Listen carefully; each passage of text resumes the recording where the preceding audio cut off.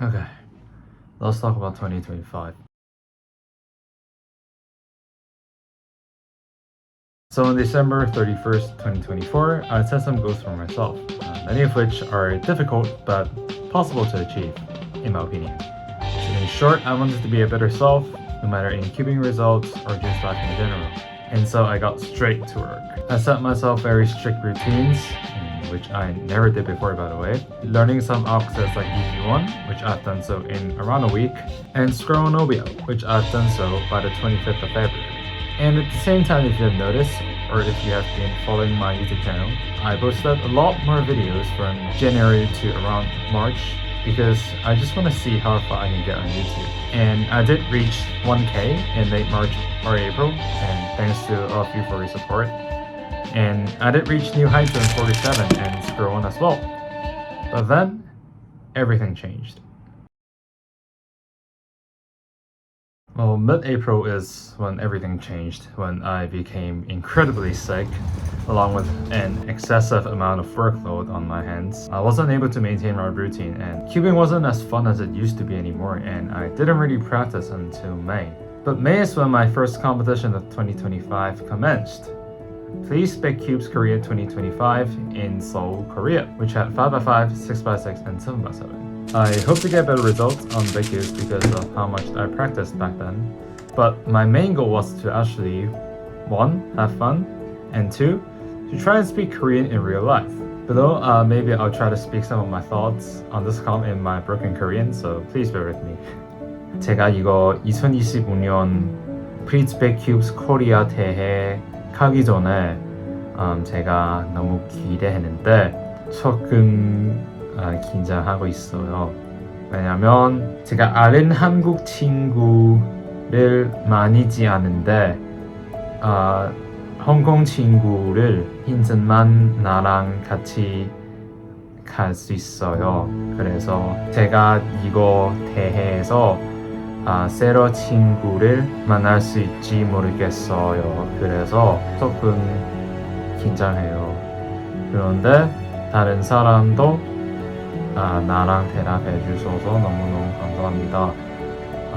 지훈씨, 민서씨, 그리고 제리씨 하고 다른 오거나이저들 나고 흰순랑 같이 얘기하고 점심하고 저녁을 같이 먹을 수 있어서 너무너무 행복했습니다.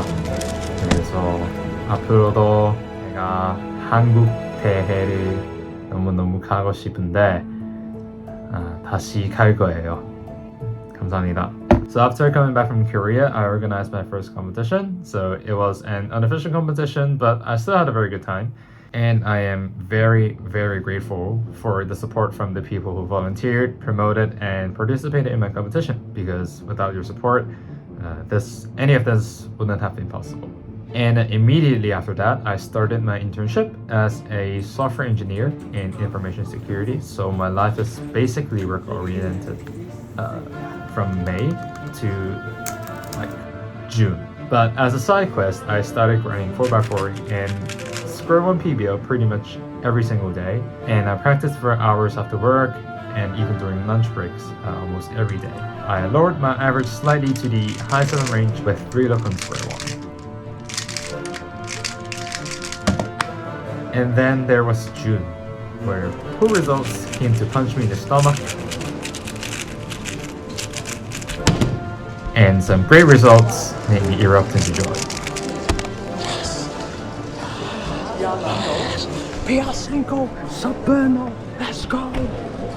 I also got 2 NRBPs in Square 1 as well, which is kind of cool. But also for the first time in my life, I did not feel joy from getting good results in comp. And then I started to think to myself, what actually gives me joy? Good results do give me joy, but should it be the primary input of my happiness?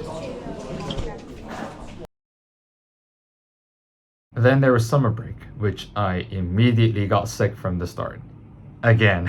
After recovering, I went to Switzerland with my family Thanks to them for giving me the opportunity to explore the world with them. And funnily enough, I was able to join the first day of Sonvico Summer 2025. I was the only Asian competitor in this competition, and I was first seed in 4x4 and 5x5. So I did take home the gold medals in these two events. But what made this competition the most special one in my life is meeting and talking to the people there. I was shy and I didn't know how other people would think of me coming to Switzerland to destroy their dreams of getting a gold medal.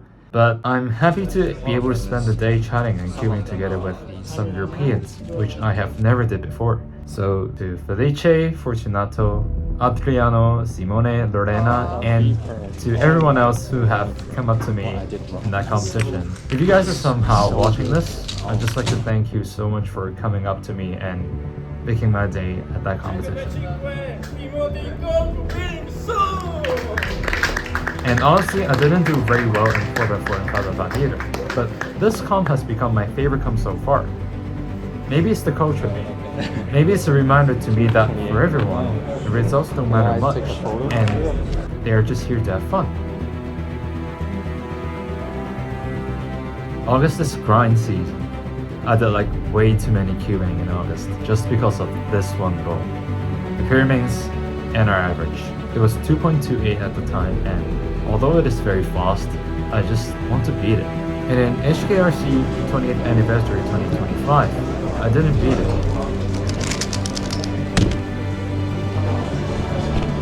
But Andy did. His 2.25 inner average reminded me that it is also possible for me to achieve my goal. But it also made me realize that the NR is even harder to beat now. And although I may never beat it, I still insisted that I have to beat it no matter what before I quit queuing. And I was thinking, if I don't beat it, I just won't love myself anymore. I kinda rested from queuing after HKRCU 20th Anniversary 2025 until October, and I just kind of grinded back for Hong Kong Championship 2025 in November. And so the results I got are Sprint Hong Kong Champion with an 8.42 average. Okay. The pyraminx first run-up with a 2.81 average, only 0.03 away from Hong Kong Champion, and 4x4, 5x5, and 6x6 second runner-up titles. And although these are some good results for me, I wasn't performing at my best. And I wouldn't say I performed very well either. But there are two who performed very well in December. Yang Pingshu with a 2.09 pyraminx inner average, and LYY with a 6.40 inner average in square one, making them miles ahead of me.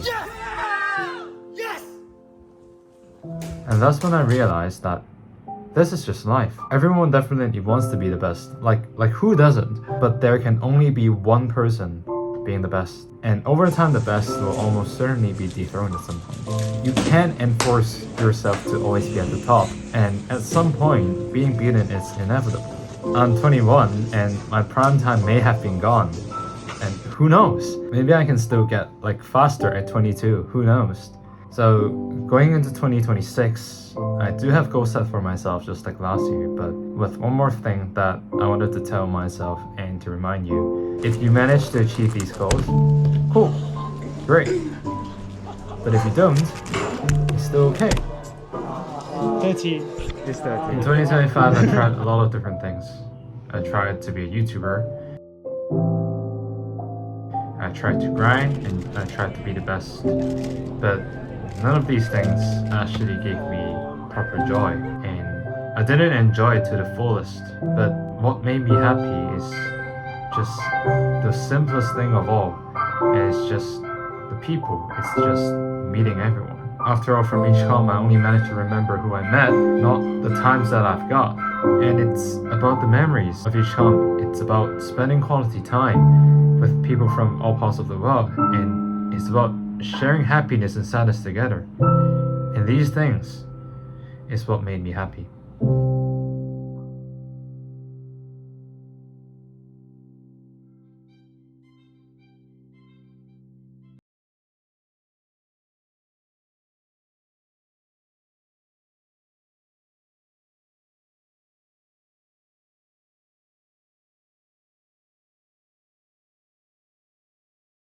I don't know why, I just think of making this video in the last day of 2025. I just suddenly had this idea of making it, so here you go. I hope you enjoyed it. And if you have somehow got some inspiration or new thoughts in this video or from this video, I'll be very glad to hear that. And I hope you all will have a wonderful 2026, no matter in life or in cubing. By the time you see this, it's probably like 3 days after New Year. So, I mean, whatever. So, yeah, Happy New Year anyways. And so I'll see you next year.